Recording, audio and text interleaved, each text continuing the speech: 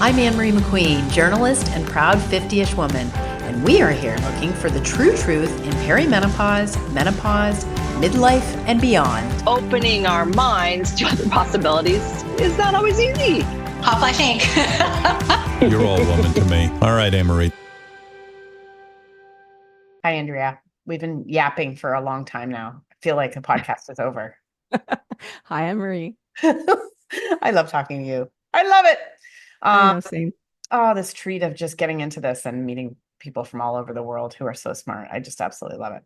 Okay, so this is a very big month for you because you are having research published in a medical journal, Menopause, the Journal of the Menopause Society, the North American one. So just tell me about what that is and how it came about. So you're actually the first podcast that I'm doing as a published menopause researcher, which is very exciting. The journal came out at the end of November, and it's so exciting. So we have 4 abstracts that are published in the journal Menopause. One is on the signs and symptoms of perimenopause and menopause. One is on sleep issues. One is on anxiety and mental health. And then the other one is on doctor visits. What are the experience that women are going through as they're going to their doctors and healthcare providers when they share their symptoms? Okay, so first of all, how did you get into doing all this research and why? So I'm obsessed with data. I was one of the, when I think back to when I was a little kid, my mom used to say to me, you ask a lot of questions. And it wasn't in a negative way. It was more, I'm just a very inquisitive person. I'm always asking what, how, when, like where. So I love to know the answers. I love to dig deep into things and not just kind of keep it at the surface. I want to understand how we got here. So several years ago, I was at a party before I started Morphus. I was at a party with my husband. I met an old friend and we kind of were catching up on what we were doing. And she said that she was creating an app for menopause symptoms. And at the time, I'm like, menopause symptoms, like, don't you actually have to have a lot of them? I'm like, you're going to create an entire app. Don't you need a few? So she was like, yeah, there's like 34 to 40 symptoms. Like there's quite a bit. And the way my brain works is I'm just very data driven. And I went home and I created this Google sheet and I'm like, okay, I put down all the symptoms and then I started researching what are those symptoms. And I would look at the medical journals. I would listen to communities. I would listen to our communities. I would ask friends. I would ask family. I would see what I was feeling. And then quickly that number, I got to like over 85. And then I thought, well, there's actually a lot more than I think we realize. And then I thought in 2022, we have this incredible community. I've got a huge TikTok community. We've got an incredible community through our website and our newsletter. I'm like, why don't we just go to our community and ask them what they're feeling? What are their symptoms? And that's when we decided to launch our first survey, which was the Signs and Symptoms Survey. And that's one of the ones that are being, that, like, as I mentioned, is being, that was just recently published. So now we know, according to our research, that there are way more than the 34 recognized symptoms that we see everywhere. There's in fact 103 plus symptoms. And that's what we now know and see in the journal Menopause. Okay, so I gave a workshop at Google Dubai 2 weeks ago, and I showed your 133 symptoms, and they gasped. There was a when they saw it. It was crazy, and it was just to see them all gathered there. It's quite something. So first of all, thank you for showing that and sharing information that is current. And the other thing is I got the same reaction. So in September, I showcased 4 posters at the Menopause Society's annual conference that was sold out this year, which was incredible to see. And the healthcare practitioners and the doctors who I was able to share my posters with gasped as well. They were like, whoa, there are that many symptoms. And that's why our work is so important because when we validate women how they're feeling, because what we know from our doctor's visit survey is that 40% of women are being dismissed or gaslit by their doctors or healthcare providers, and they're sharing their symptoms. 90% of the women are sharing their symptoms with their doctors. But when that large of amount of people are getting, or women are getting dismissed or gaslit, it's because I feel like not enough information or education is around the number of symptoms. So if they come in with something that isn't on those 34 recognized symptoms, then they might dismiss it and go, oh, it could be something else. Now, I feel like that's where this research and why it's so important is that it helps to educate doctors, it helps to educate women what they're feeling, and then they can go in empowered and say, here, this is how I'm feeling, and it's on the list of 103 plus symptoms. Okay, so where's that 34 Google? Like, where is that? And I hear it every day. I hear it. No, I hear it all the time. Where does that come from? Okay, so this is so interesting. So I'm writing a book. It's going to be published by Simon and Schuster in 2026 on menopause. So I'm writing the book and I'm writing my chapter. I have a whole chapter on our research. And I talked about the 34 recognized symptoms. And anywhere you search it online, it will come up 34 recognized symptoms, all the major websites and medical websites as well.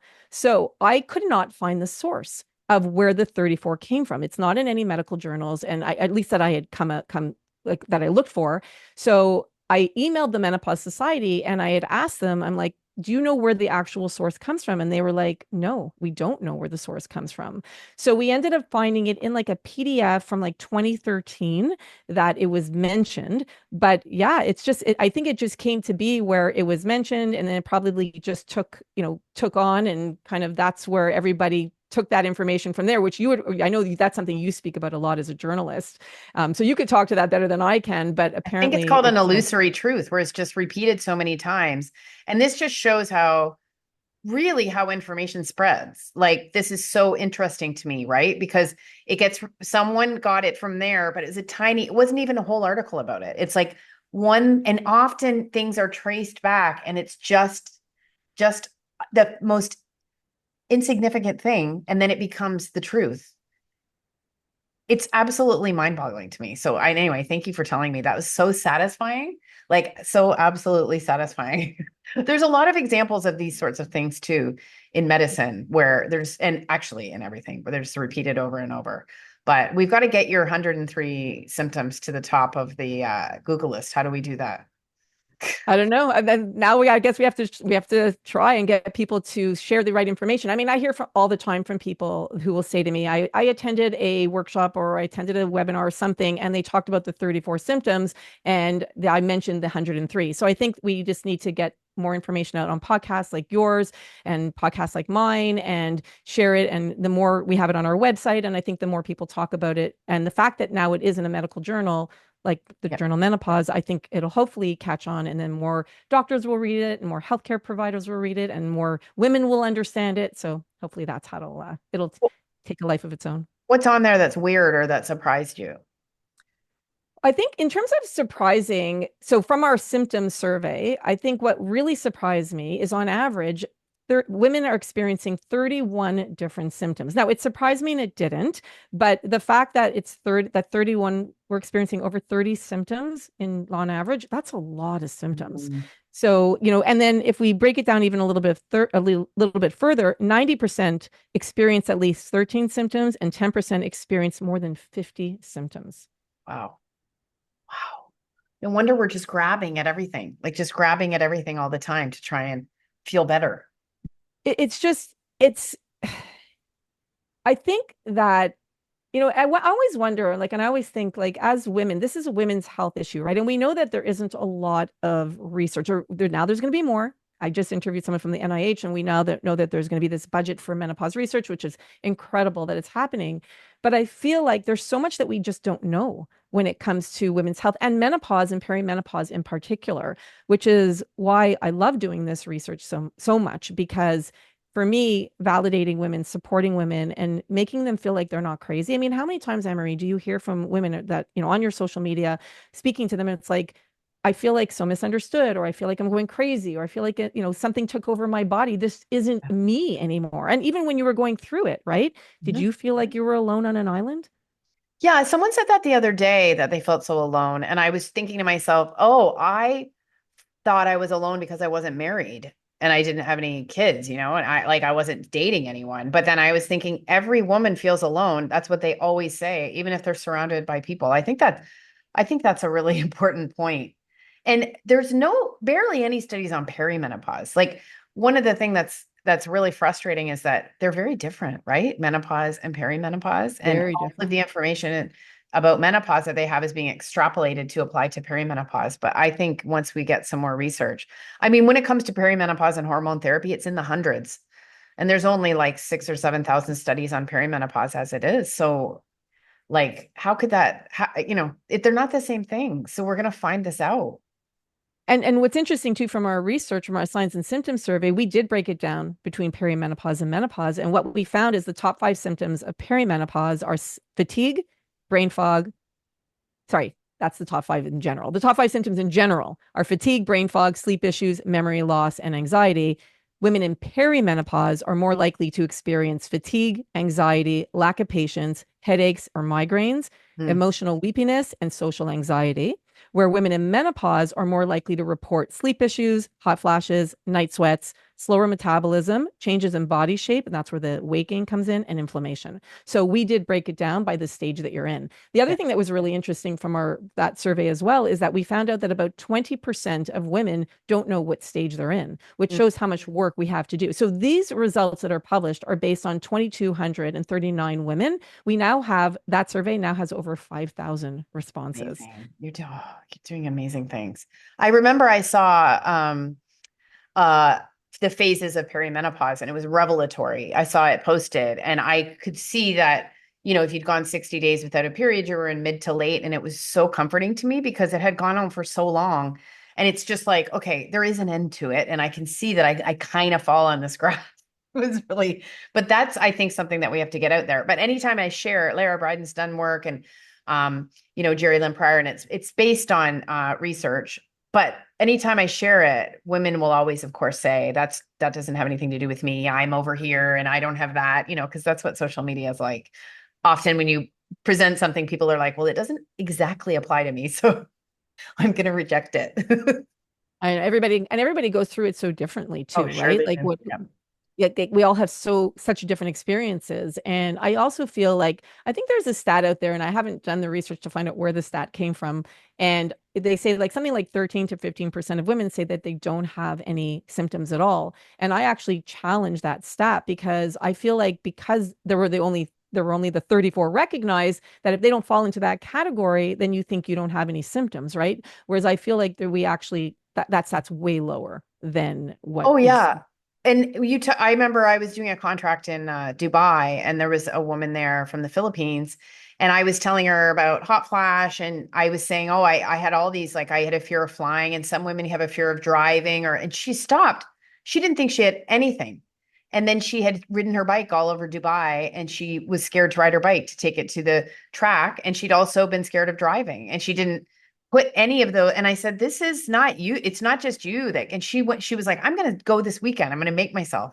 But that's like, maybe you just have that. Maybe you just have sudden social anxiety, because that's another thing. Social anxiety. I was at a Huge. restaurant in Dubai on the weekend, and I was telling my friend that I went to an event there, and I was supposed to meet someone, and that person was late. And I was so stressed out, I left.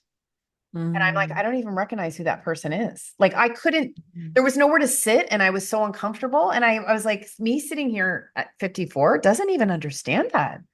Like, I remember driving back just being anxious and beside myself, and then feeling worse because I basically stood up the person who was late. But that's it. That's what's going on inside your body. So, oh, you've done such good work. If you've listened to this podcast for a while, you know I'm a root cause girl at heart. And when we dive into what makes us function, you get right down to our mitochondria. They are like the battery pack for our cells. That means they're our power source. And don't you want to do a little house cleaning on your power source? MitoPure by Timeline contains a rare postbiotic urothalin A, and it works by promoting a process of cellular cleanup that clears out dysfunctional mitochondria. MitoPure's own testing has shown improvements in energy levels, recovery time, endurance, and more. Timeline is offering 10% off your order of MitoPure. Go to timeline.com/hotflash. That's timeline.com/hotflash. Okay. Tell us about doctor's visits, because this is Sure.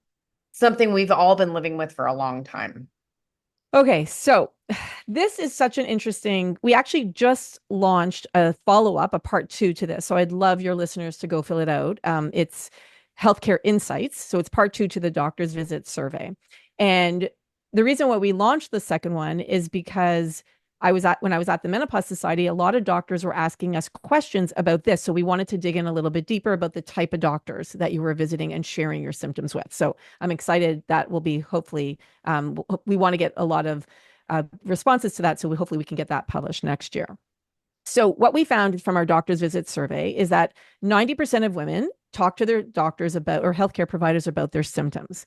75% of the women had to visit their doctor or healthcare provider many times, anywhere between 2 and 5+ times, before their symptoms were linked to how they were feeling to perimenopause and menopause.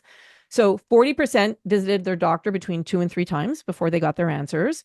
18% went 4 to 5 times, and 17% saw their doctors 5 or more times, and in many cases still don't have answers. So it's taking a really long time to get the answers to how you feel. And what are the repercussions of that? Well, so like anxiety, health anxiety, it could influence your work. It could influence your relationships with your partner, your kids, your friends, your parents. So there's so many, and costs, huge cost factor involved, right? So we need to get to the source much quicker than we are currently. So we hope that these numbers are going to flip on their side. And the other thing we wanted to know was when the topic was the topic brought up, and when it was, who brought it up? So what we found out is that 75% of the women bring up the topic. So they go to see their doctor or healthcare provider, they tell them how they're feeling, and they say to their doctor, could it be perimenopause or menopause? So 75% of the women brought it up to their doctor. Only 10% of the doctors brought it up to their patients as a possibility. 15% had no conversation at all. So the patients didn't bring it up, and nor did the doctor bring it up. So we want to see these numbers flip because, and hopefully in the next, couple of years, because this is where our healthcare system is failing us, right? And this is where the changes need to happen. Now, this was true, by the way, for both the US and Canada. So we thought, because they're very different, healthcare systems, I wanted to know, because I live in Canada, I wanted to know, does it differ from the US? And we found that there really was no difference between the two. Okay. Did you get any information about doctors that didn't really know what they were doing? So Like in terms of treatment, in treatment, did you dive into that at all? Oh, we did. So we asked the doctors, so those that were treating their patients, what were they recommending? Yeah. What were they recommending? So we found out the number one thing that doctors are recommending are antidepressants. Okay. Number two are hormones, and number three are supplements. Now, the antidepressants and the hormones were they were close to each other, but antidepressants were still number one. And a lot of the feedback that we got was that has to change, where they want hormones to see that a little bit higher. I was actually really happy to see that supplements were recommended, because a lot of people are now taking supplements and taking charge of their health because of what's happening with our food, et cetera, and our bodies aren't absorbing things as well. So as someone who has a supplement company, I was like, oh, that's really cool to hear that healthcare providers and doctors are actually recommending it. And my guess would be things like fish oil and magnesium and vitamin D and vitamin K. These are things that, that we know that are very helpful for women in this phase of life. So that made me happy to see that. Okay, so you talked about anxiety and sleep. I feel like these go together, but can you just break down what happened in each? Okay, so this is really interesting. And I love that you're actually saying, kind of, to break it down in each, because they actually go hand in hand, like you're saying. So once we found out, so we know that that sleep is the third most common symptom of perimenopause and menopause. As I mentioned, it's in the top 5, right? So what we found out is that I wanted to know, because sleep is the number 3 sleep issues are the number 3 most common symptom. Why aren't we sleeping in this phase of life? So the way we asked the questions at the time is, are you waking up between 2 and 4 a.m.? Like, what are things that are preventing you from getting that good night's sleep? So we found out that the number one issue by far, or the number one reason by far, is that women are waking up between 2 and 4 a.m. Now, as a nutritionist, my first go-to is, it must be cortisol rising at the wrong time. But it could be a lot of different reasons. It could be blood sugar, it could be digestion, it could be different things. So I couldn't definitively say, oh, yeah, it's because of stress. The number 2 most common reason is waking up because you're going to the bathroom several times a night. I've had women tell me they go like 2, 3, 4 times a night, maybe every hour on the hour. So if you're going more than once a night, that is a lot. And then the number 3 most common reason is night sweats. So top 3. Now, other things as well, as like your room is too hot or your room is too cold, or maybe there's too much light in your room, your bed isn't comfortable, your pillow, pain. There are a lot of other reasons as well, but those were the top 3. I always get so frustrated when people talk about that, though, because it's like, okay, fine, but really, like, you're in your 40s. Like, I think you might be able to figure it out if your room is too light, or but maybe not. Well, then there's really, and it's really interesting because I think from a light, just to that point in particular, like I have a friend who doesn't use blackout blinds, and there's a lot of light, especially even Get ambient it. light, I do right? get that. Right. So there's a lot of ambient light that comes in. So now they're connecting it to memory issues, but also it's Mm. connected to insulin. So like we really want to make sure that our room is dark just to get that better night's sleep, but also from a health perspective, it's really important. So when so once we did the sleep issue survey, and I wanted to know also like mental health and anxiety, so we did another survey that was also just published, and what we found out is that 66% of us are more stressed now than we were before we got into this stage of life, and we're less able to cope with it. That's no surprise. A lot of us, as you were just mentioning, my business partner Randy can't drive on highways anymore. She doesn't like to anymore. Oh. So things constantly, that anxiety, those feelings of like anxiousness are real. Stress and anxiousness are real. So what I wanted to find out was, okay, so I tied it into sleep as well. And I asked the question of like, if you're not sleeping well, what are the reasons, if you're waking up between 2 and 4 a.m., what are the reasons you're waking up? And that confirmed 67% of the people said it's because of stress or stress related feelings. So that was able to confirm the fact that in my sleep issues survey is that the number one reason we are waking up in this phase of life is in fact due to stress. So what are things that we can do to help give us that better night's sleep or set us up for sleep success is helping to bring down our stress levels. And maybe that's something like meditation before bed. Maybe that's deep breathing, listening to calming music. Sound baths are beautiful. Like you can listen to that on YouTube or TikTok. Like that's a beautiful music that you hear frequency and sound. And it's like, it's just beautiful. Journaling, gratitude journaling, maybe taking a bath with some essential oils, anything that's going to kind of help you just breathe and get that better night's sleep will do you a lot of good. I got a shout out for stretching or yin yoga or foam rolling because those are, for me, Amazing. I feel like there's a release in your body, but I also feel that there's like, I feel like your nervous system gets the message that you're just taking a breather in a moment to take care of yourself. I Oh, sleep so anything. well, even 15 minutes, 10 minutes. I So love weird. it. Yeah. Yeah. And Uh, then also supplements. Like I'm obviously love supplements like magnesium is really great for helping you get that better night's sleep. Magnesium bisglycinate in particular, because it's attached to the amino acid glycine that helps you to relax. We've got our Sleep Buzz product that has L-theanine and lactium and magnesium and sustained release melatonin that helps you fall asleep and stay asleep and then also get more deep sleep. So here's the thing that's really important. As we get older, we get less deep sleep. mm. We need to get that deep sleep because what that does is it helps our body to repair from that day, but also it helps our brain repair because through our glymphatic system. So anything that's going to help us get that better night's sleep is really important. So whatever works for you, the key is to get that better night's sleep and to get more deep sleep. Did you know I also have a Substack? That's just a fancy way of saying I have a newsletter. But listen, it's not like every other newsletter. I am the only journalist in the world who's made menopause my beat. And each week I share research, news, products, tips, and tricks from the world of menopause and midlife. Sometimes I even write an essay. Hot Flash Inc. on Substack is where I pull together everything that's here and in the menosphere, and I break it down just for you so that we can try and make sense of it all and figure out what to do together in real time. Join more than 5,000 women practitioners, CEOs, and more, and become a subscriber today. You can get my podcast as well as special video and audio drops you can't get anywhere else. Sign up today at hotflashinc.substack. I'm curious, are you a mouth taper? Oh, it's so funny. Someone else just asked me that recently on a podcast. So I've tried mouth taping, and I do think it's great because it helps to increase nitric oxide. I don't do it all the time because I find it a little bit strange for me. Like I don't love to have my mouth taped, but I do know that there's incredible benefits to it. And I was sharing too because I had tried a brand that makes mouth tape. I think it was called Somnifix. I tried their brand, but I ended up going to the pharmacy and I got like the tape, the kind of the tape you can put on your gauze. And I tried that and that could work as well. But yeah, I have tried it. I just don't do it consistently. Did you notice a difference in your sleep? Because you Not track all this stuff too. You didn't. Yeah, you know what? I haven't tracked it since I've been wearing my ring tracker. So it's been a while since I've done it. But and then also when I tried it, it ends up being off by the morning. So somehow I take it off in the middle of the night. But Oh, you know what's funny is my friend, her three boys play hockey and they all tape their mouth, like they play competitive, I don't know, whatever it is in Canada level.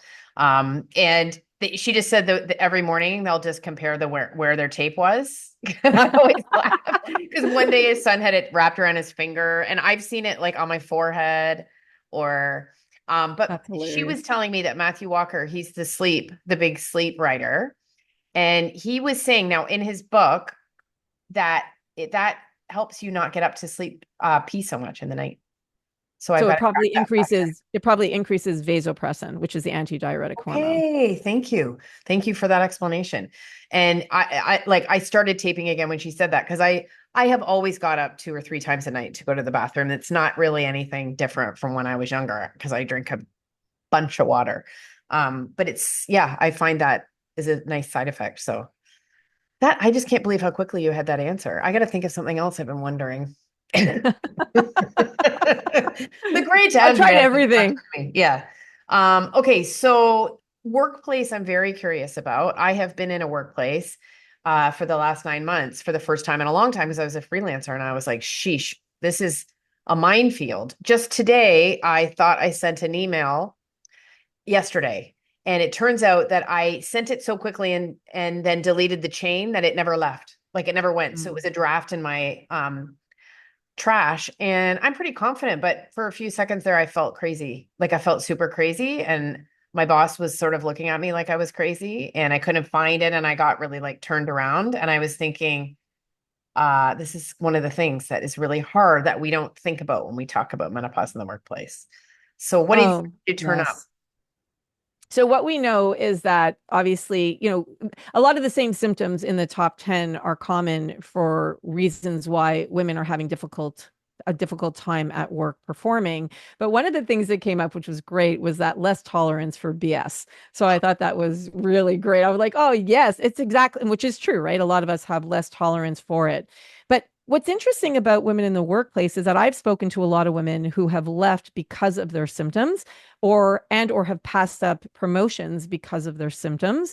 But a lot of things are now being done to help women in the workplace. Like, so what we're seeing is companies are starting to implement certain programs or policies that are helping women in the workplace so that either maybe they could work from home or work a little bit less or whatever it is that the companies are implementing. Not enough yet. So it's kind of just starting to get there. One company in particular, which is Sun Life, they have the woman who heads up, her name is Helena. It's Sun Life Canada. She's been a huge champion for women in the workplace, and they put on a huge event through the Globe and Mail a couple of weeks ago, and they're really trying to get things to be changed in the workplace and create awareness for women because as we're coming into our own, we're more empowered. We have so much life experience behind us. But yet, if you're not sleeping well, or you're experiencing hot flashes at the office, or a friend of mine told me she was in a boardroom with a bunch of men, she was at the CEO level, and she passed out because she was anemic. She was in perimenopause, passed out. The people around her didn't know what to do. She didn't know, like it was just an awkward situation.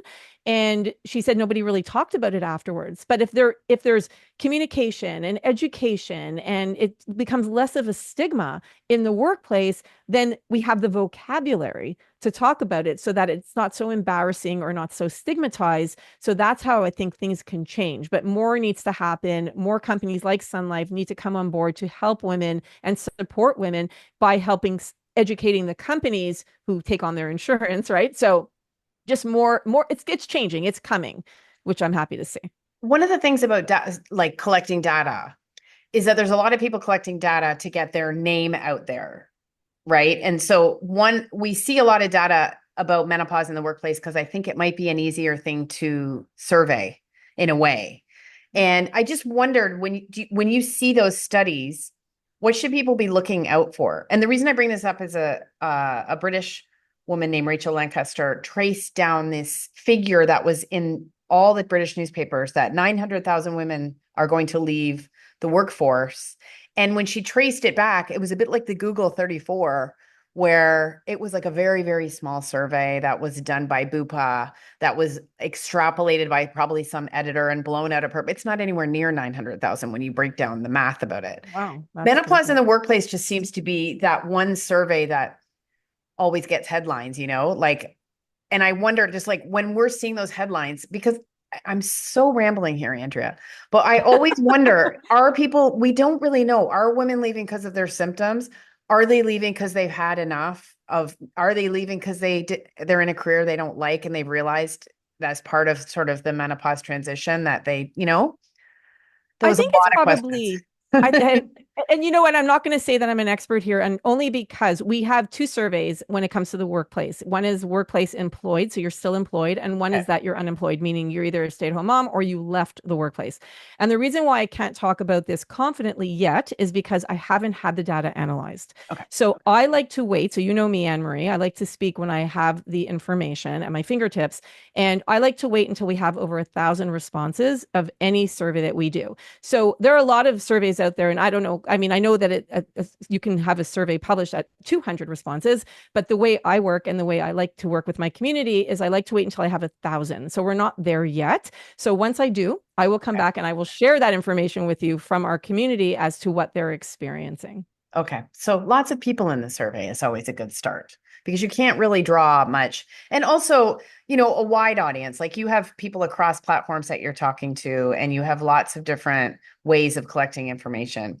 All over the world. Oh, Women all over the world answer our surveys. it's amazing. Okay. So how do people like what's going on now with your surveys? How do people get involved?